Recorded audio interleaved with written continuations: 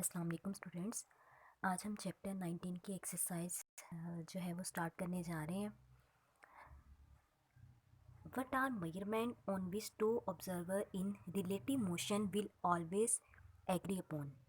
बेटा वो कौन सी मेजरमेंट है जिस पर टू ऑब्जर्वर जो है वो रिलेटिव मोशन पर एग्री करते हैं।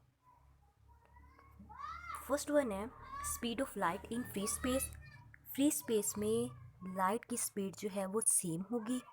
सेकंड जो है force on a moving object. Moving object पर जो फोर्स लग रही है वो सेम हो। अगर लाइट की स्पीड सेम है और मूविंग ऑब्जेक्ट पर जो फोर्स लग रही है वो सेम है तो बेटा टू ऑब्जर्वर के लिए जो मेजरमेंट आएगी वो सेम होगी। Does the dilation means that time really passes more slowly in moving system or that it only seem to pass more slowly? बेटा क्या डायलेशन का मतलब ये है कि टाइम जो है वो मूविंग सिस्टम के लिए आहिस्ता से पास हो रहा है, या इसका मतलब है कि क्या टाइम जो है वो हो तो सही पास रहा है लेकिन हमें ऐसा महसूस हो रहा है कि टाइम जो है वो स्लोली पास हो रहा है। According to the special theory of relativity, time is not an absolute quantity. बेटा ये जो रिलेटिव थ्योरी है इसके अकॉर्डिंग टाइम जो है वो एक एब्सोल्यूट क्वांटिटी नहीं है, मतलब ये वेरी करती है। It depends upon the motion of the frame of reference. ये किस पे डिपेंड करती है? फ्रेम ऑफ रेफरेंस जिसके अंदर आप ऑब्जर्वेशन ले रहे हो उसकी मोशन पे डिपेंड करती है।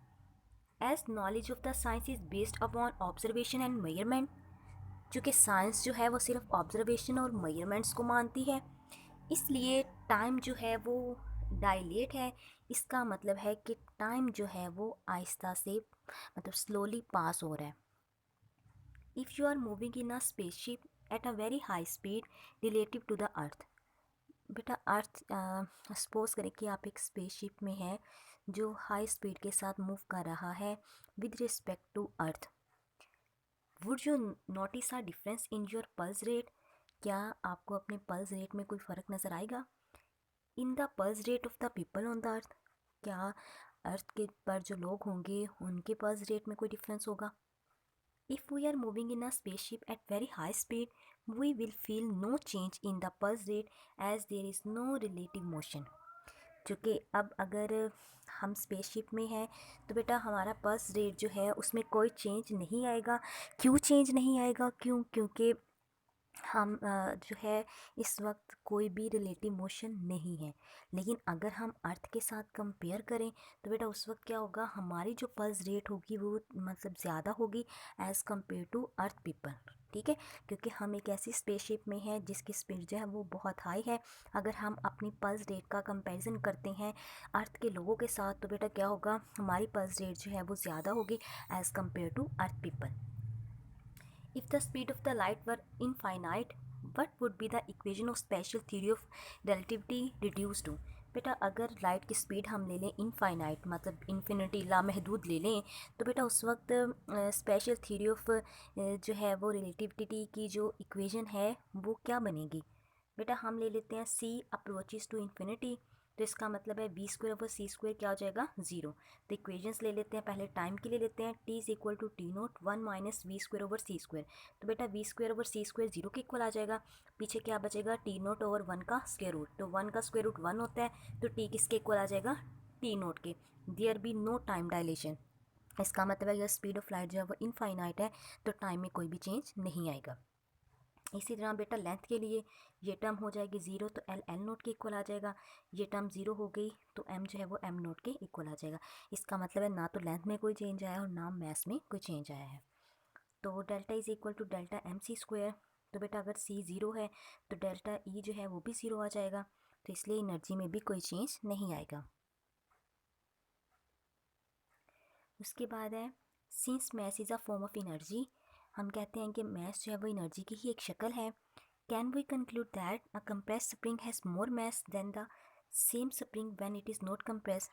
हम कहते हैं कि मैस जो है वो एनर्जी की एक फॉर्म है, तो क्या हम ये कह सकते हैं कि कंप्रेस्ड स्प्रिंग की एनर्जी ज़्यादा होती है एज़ कम्पेयर टू जो है मतलब कंप्रेस स्प्रिंग का मैथ जो है वो ज़्यादा होता है as compare to uncompress spring. तो जाहिर सी बात है बेटा, स्प्रिंग को कंप्रेस करने के लिए हमें वर्क करना पड़ता है, तो वो जो वर्क होता है वो एनर्जी एज आ एनर्जी और in the form of energy जो है वो स्प्रिंग में स्टोर हो जाएगी, जिसकी वजह से स्प्रिंग का मैथ जो है वो इंक्रीज़ हो जाएगा। तो इसलिए हम कहते हैं कि जब स्प्रिंग जो है वो कंप्रेस होता है तो उसका मैथ ज़्यादा होता है as compare to uncompress spring. As a solid is heated and began to glow, why does it first appear red? बेटा जब हम किसी सॉलिड को हीट करते हैं तो वो शुरू में हमें रेड कलर का नज़र क्यों आता है? The nature of the radiations emitted by hot body depends upon its temperature। बेटा हॉट बॉडी में से जो रेडिएशंस अमिट होती हैं वो उसके टेम्परेचर पे डिपेंड करती हैं। लो टेम्परेचर पे बेटा वो रेडिएशंस अमिट होती हैं जिनकी वेवलेंथ लॉन्गर होती है। तो बेटा लाइट जो रेड लाइट है इसकी वेवलेंथ सबसे ज़्यादा होती है देन अदर कलर्स। तो इस वजह से सबसे पहले हमें जो सॉलिड जो है वो रेड कलर का नज़र आता है। What happens to the total radiation from a black body if its absolute temperature is double? बेटा कह रहा है कि ब्लैक बॉडी जो है उसकी टोटल रेडिएशंस के साथ क्या होगा अगर हम ब्लैक बॉडी रेडिएशन मतलब ब्लैक बॉडी का टेम्परेचर जो है पहले जो टेम्परेचर था उससे डबल कर दें। ठीक है, उसका एब्सोल्यूट टेम्परेचर जब डबल कर दें तो तब उस बॉडी के साथ उसकी जो टोटल रेडिएशंस हैं उनके साथ क्या होगा? The total energy radiated per second is increase to 16 time. Energy जो होगी वो 16 टाइम इंक्रीज हो जाएगी by this formula. Stefan Boltzmann के अकॉर्डिंग बेटा E is equal to sigma t raise to power 4। तो देखिए अगर आप टेम्परेचर डबल करते हो तो यहाँ टेम्परेचर की पावर क्या है 4, आप उसको डबल करोगे लेकिन जब डबल का स्क्वायर लोगे तो वो अगेन उसकी पावर क्या आ जाएगी 4 हो जाएगी। तो इसका मतलब है कि टेम्परेचर डबल करने से एनर्जी जो है वो 4 टाइम इंक्रीज़ होगी। तो देखिए बेटा सिग्मा T4 की जगह 2T की पावर 4, 2 की 4 क्या हो गई 16 और सिग्मा T की 4 एज इट इज। तो एज इट इज़ तो इसका तो बेटा यहाँ सिग्मा T की 4 की जगह E प्राइम पुट कर दें या E पुट कर दें या E पुट कर दें। तो बेटा E प्राइम किसके इक्वल आ जाएगा 16 E के, मतलब इसकी एनर्जी जो है वो 16 टाइम जो है वो इंक्रीज़ होगी। A beam of red light and a beam of the blue light have exactly same energy। बेटा हम 2 लाइट्स ले रहे हैं, एक रेड है और एक ब्लू है। कहता है कि इनकी जो एनर्जी है वो सेम है। Which beam contain the greater number of photons? किस बीम में मतलब कौन सी बीम है जिसमें नंबर ऑफ फोटोन्स ज़्यादा होंगे? तो बेटा रेड लाइट जो है इसमें नंबर ऑफ़ फोटोन ज़्यादा होंगे। क्यों? फॉर्मूला देखते हैं। एनर्जी ऑफ अ फोटोन का फॉर्मूला क्या है? E is equal to h f, और हमें पता है V किसके इक्वल होता है F ओवर लेमडा के। तो यहाँ से F निकालने, F क्या आएगा लेमडा ओवर C के। तो यहाँ बेटा F की वैल्यू पुट कर दी C over lambda, H as it is. F की जगह यहाँ देखिए V ओवर लेमडा आ जाएगा ना, तो V हमारे पास, हम V को रिप्लेस कर देंगे C के साथ, तो यहाँ C ओवर लेमडा आ जाएगा।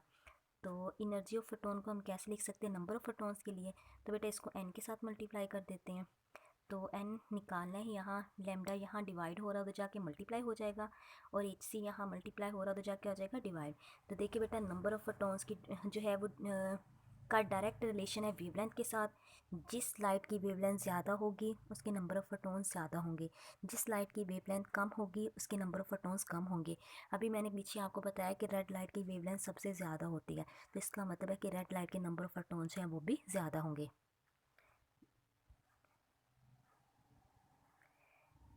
विच फोटोन रेड ग्रीन और blue carry the most energy and momentum? बेटा इनमें से कौन सी लाइट है जिसकी एनर्जी और मोमेंटम सबसे ज़्यादा होगी? बेटा ब्लू लाइट की एनर्जी और मोमेंटम सबसे ज़्यादा होगी। वो क्यों? एनर्जी का formula E is equal to h c over lambda, और P का होता है H ओवर लेमडा। बेटा जिसकी वेवलेंथ सबसे कम होगी उसकी एनर्जी सबसे ज़्यादा होगी, जिसकी वेवलेंथ सबसे कम होगी उसका मोमेंटम भी सबसे ज़्यादा होगा। तो देखिए बेटा रेड ग्रीन की निस्बत जो है वो ब्लू लाइट जो है, ब्लू लाइट की वेवलेंथ सबसे कम है, तो इसलिए बेटा इसकी एनर्जी भी सबसे ज़्यादा होगी और इसका मोमेंटम भी सबसे ज़्यादा होगा। How which has a lower energy quanta, radio waves और एक्स रेज? आपने बताना है कि रेडियो वेव्स की एनर्जी कम होती है या एक्स रेज की। बेटा रेडियो वेव्स की एनर्जी कम होती है। क्यों? क्योंकि बेटा रेडियो वेव्स की वेवलेंथ जो है वो ज़्यादा होती है, तो रेडियो एनर्जी और वेवलेंथ का इन्वर्स रिलेशन है, तो रेडियो वेव्स की वेवलेंथ ज़्यादा होने की वजह से इनकी जो एनर्जी है वो कम होगी। Does the brightness of the beam of light primarily depends on the frequency of the photons or in the number of photons? क्या लाइट की जो ब्राइटनेस जो है वो फोटॉन्स की फ्रीक्वेंसी पे डिपेंड करती है या नंबर ऑफ़ फोटॉन्स पे डिपेंड करती है? तो बेटा आपने याद रखना, ब्राइटनेस जो है वो नंबर ऑफ़ फोटॉन्स पे डिपेंड करती है। जिस लाइट के पास नंबर ऑफ़ फोटॉन्स ज़्यादा होंगे उनकी ब्राइटनेस ज़्यादा होगी, और जिस लाइट के पास नंबर ऑफ़ फोटॉन्स कम होंगे उनकी ब्राइटनेस जो है वो कम होगी। As the brightness or intensity means the energy of delivery per unit time per unit area, so the brightness of the beam of light depends upon the number of photons of the light. It is the energy of the light beam which depends upon the frequency of the photons. When ultraviolet light falls on a certain dice, visible light is emitted. बेटा जब ultraviolet light जो है वो किसी ख़ास dice पर fall करती है तो विजिबल लाइट अमिट होती है। Why does this not happen when infrared light falls on this dice? देखिए बेटा वो कह रहे हैं कि अगर हम अल्ट्रावायलेट रेडिएशन जो है या अल्ट्रावायलेट लाइट जो है वो फॉल करवाते हैं डाइस पर तो विजिबल लाइट अमिट होती है, लेकिन अगर हम इंफ्रारेड जो है रेडिएशंस वो अगर फॉल करवाएं डाइस पर तो बेटा जो है विजिबल लाइट अमिट नहीं होती। आपने रीज़न बतानी है क्यों। उसकी रीज़न ये है कि जब अल्ट्रावायलेट लाइट फॉल होती है तो जो डाइस के एटम हैं वो एक्साइटेड हो जाते हैं और वो हायर एनर्जी स्टेट पर चले जाते हैं, और जब डी एक्साइट होते हैं तो वो जो एनर्जी एब्जॉर्ब करके ऊपर गए होते हैं वही एनर्जी रिलीज़ कर देते हैं, तो जिसकी वजह से विजिबल लाइट जो है वो हमें नज़र आती है। लेकिन जब इंफ्रारेड की बात करते हैं तो बेटा जो फोटोन अमिट होता है उसकी फ्रीक्वेंसी जो है वो कम होती है विजिबल लाइट से, इसलिए हमें विजिबल लाइट नहीं मिलती। Will bright light eject more electrons from a metal surface than dimmer light of the same color?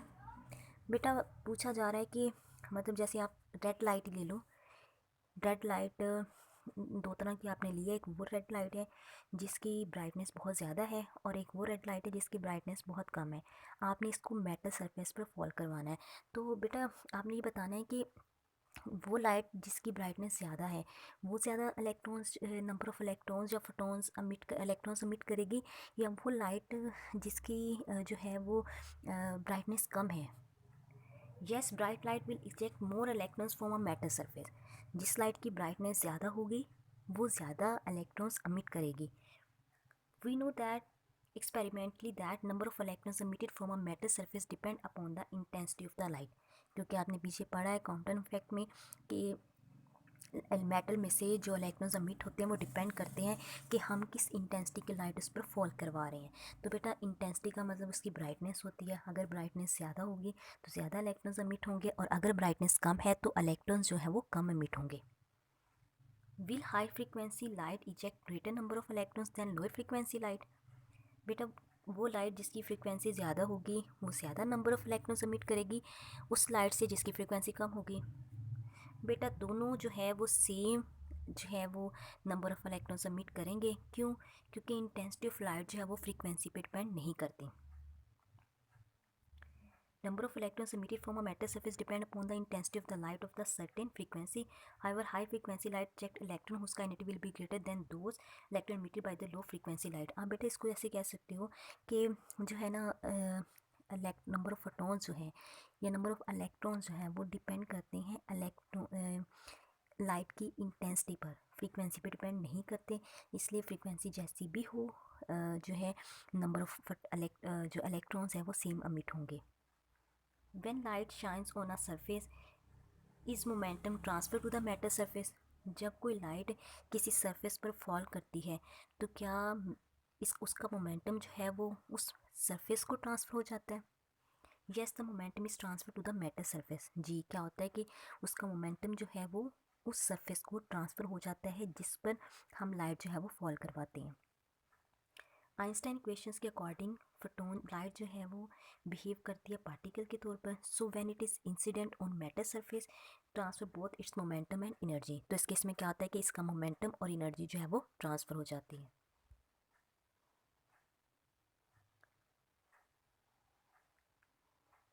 Why can red light be used in photographic dark room when developing film but a blue or white light cannot? बेटा photographic dark room में red light ही क्यों use करी जाती है? आपने अक्सर देखा होगा जहाँ पिक्चर्स डेवलप होती हैं तो वहाँ जो है रेड लाइट यूज़ होती है। तो सवाल ये है कि रेड लाइट ही क्यों यूज़ की जाती है, उसकी जगह ब्लू और वाइट हम क्यों नहीं यूज़ कर सकते?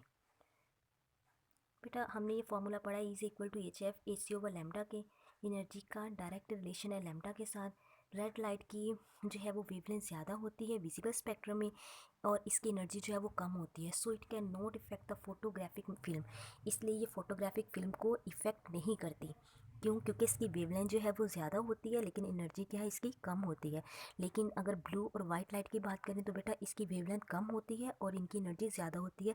ये फोटोग्राफिक फिल्म को इफ़ेक्ट कर सकती हैं, इसलिए हम ब्लू और वाइट लाइट यूज़ नहीं करते। अब photon A has twice the energy of photon B. हमारे पास 2 फोटोन्स हैं ए और बी। ए की एनर्जी जो है वो बी से ज़्यादा है। What is the ratio of the momentum of A to that of B. A और बी के मोमेंटम की रेशियो आपने बतानी है। फोटोन ए की एनर्जी ई है और बी की ले लेते हैं ई बी। अब कंडीशन के अकॉर्डिंग ई की एनर्जी जो है वो बी का डबल है, तो momentum photon A to that of B निकालनी हो तो p A over p B आएगा। तो बेटा पहले पी ए निकाल लेते हैं। P momentum E over c के इक्वल आएगा। ए की बात करें ई ओवर सी आ जाएगा। ई ए किसके इक्वल है? 2 ई बी के। इसी तरह बी का निकाला, दोनों को कंपेयर करेंगे। P A over p B, p A की जगह पुट करेंगे 2 ई बी ओवर सी, और पी बी की जगह पुट करेंगे ई बी ओवर सी। तो बेटा सी सी के साथ, ई बी बी के साथ कैंसिल हो जाएगा, तो 2 ओवर 1। तो रेशो क्या बनेगी? 2:1। Why do not we observe the Compton effect with visible light. Visible light के साथ हम कॉम्पटन इफेक्ट को ऑब्जर्व क्यों नहीं कर सकते? We do not observe Compton effect with visible light because the visible light photon is very low energy photon. Visible light की जो फोटोन होते हैं इनकी एनर्जी बहुत कम होती है, और ये जो है single electron, it could be absorb by a single electron of an atom. Atom का एक सिंगल इलेक्ट्रॉन भी इस एनर्जी को अब्जॉर्ब कर सकता है, तो इसलिए स्कैटरिंग अक्कर नहीं होगी। और जब स्कैटरिंग ही जो है अक्कर नहीं होगी तो कॉम्पटन इफेक्ट जो है वो पॉसिबल ही नहीं है। Can pure production take place in vacuum. क्या प्योर प्रोडक्शन जो है वो वैक्यूम में हो सकती है? मैंने आपको पहले बताया कि वैक्यूम में प्योर प्रोडक्शन जो है वो नहीं हो सकती। If pure production take place in vacuum it will violation of the law of conservation momentum. अगर ऐसा हो जाता है तो ये लॉ ऑफ कंजर्वेशन मोमेंटम के अगेंस्ट होगा। सो मोमेंटम कंजर्व नहीं रहेगा और हैवी न्यूक्लियस इज़ नीडेड। तो हमें हैवी न्यूक्लियस की ज़रूरत होगी मोमेंटम को कंजर्व रखने के लिए, जो कि वैक्यूम में पॉसिबल नहीं है। Is it possible to create a single electron from energy.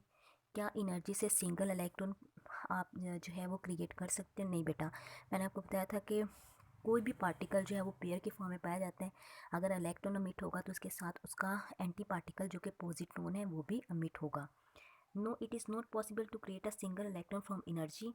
It is possible then it will be violation of law of conservation of charge and momentum. अगर ऐसा होता है तो ये चार्ज और मोमेंटम की कंजर्वेशन के अगेंस्ट होगा।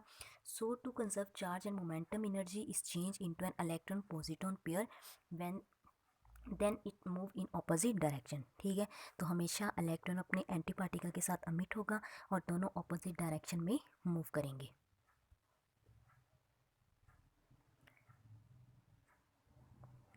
If electron observe only like particles.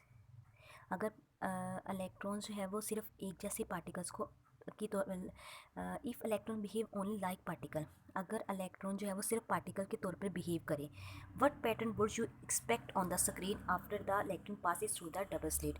तो जब इलेक्ट्रॉन डबल स्लिट में से पास करेगा तो आपको कैसा पैटर्न मिलेगा? आपने याद रखना है कि इलेक्ट्रॉन जो है वो बिहेव कर रहा है like a particle, not like a wave.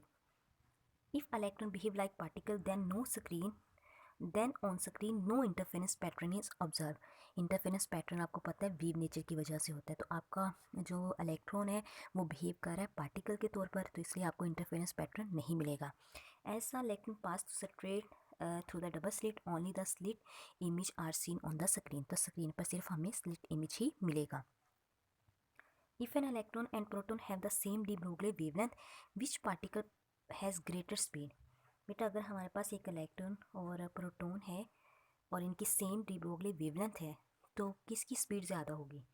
Electron की स्पीड जो है बेटा वो ज़्यादा होगी, क्योंकि डी ब्रोगली हाइपोथेसिस के according lambda is equal to h over m b. तो जिसकी वेवलेंथ कम होगी उसकी स्पीड जो है वो ग्रेटर होगी, ठीक है। और या जिसका मास कम होगा उसकी जो है मतलब जिसकी वेवलेंथ कम होगी, हाँ ये कह सकते हैं जिसकी वेवलेंथ कम होगी उसका मोमेंटम जो है वो ज़्यादा होगा, और जिसकी वेवलेंथ ज़्यादा होगी उसका मोमेंटम जो है वो कम होगा। अब इलेक्ट्रॉन जो है इसका मोमेंटम जो है वो कम है, ठीक है, इसका मोमेंटम जो है वो कम है और इस वजह से इसकी स्पीड जो है वो ज़्यादा होगी।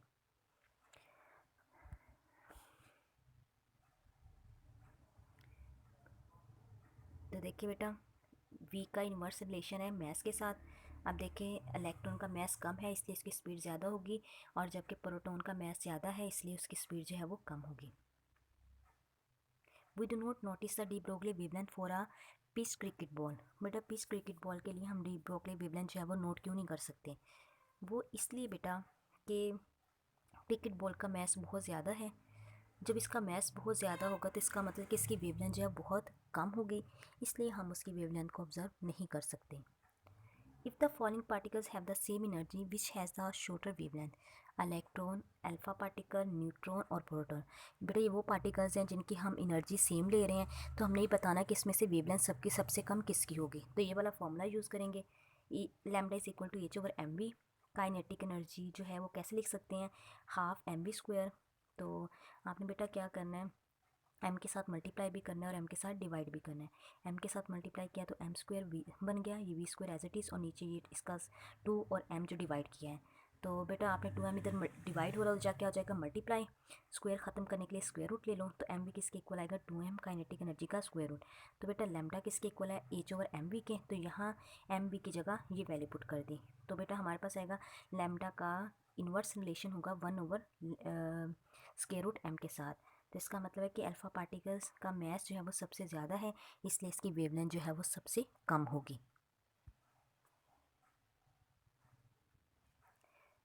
When does light behave as wave, when does it behave as particle. Light कब वेव के तौर पे बिहेव करती है और कब पार्टिकल के तौर पे बिहेव करती है? बेटा जब एनर्जी, फोटोन की एनर्जी जो है,